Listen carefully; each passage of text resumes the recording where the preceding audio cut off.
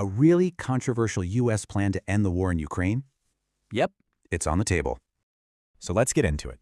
High-level talks in Geneva are zeroing in on this 28-point proposal.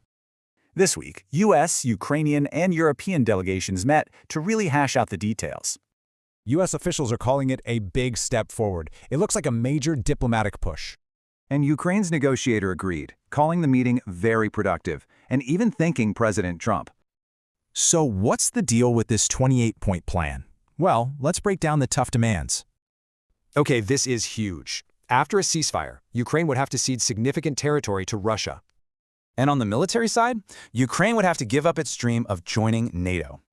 The plan does include $100 billion for reconstruction, but it's coming from frozen Russian assets. So in return, Ukraine gets a U.S. security guarantee. Russia gets a shot at sanctions relief. Now the reactions from Kyiv and Moscow, as you'd expect, they're completely night and day. President Zelensky really laid it out there, calling it a choice between honor and survival. Meanwhile, on the other side, President Putin gave the plan his full support. President Trump's defense is pretty straightforward. He says the goal is just to stop the fighting. But not everyone is on board. The international reaction is pretty divided, especially in Europe. The EU's foreign policy chief went so far as to call the deal dangerous for Ukraine. And then you've got Turkey, kind of playing its own game, trying to revive the grain deal. It's been a wild week. This timeline really shows you just how fast everything is moving. So where does that leave us? Basically in a standoff, with pressure coming from every direction.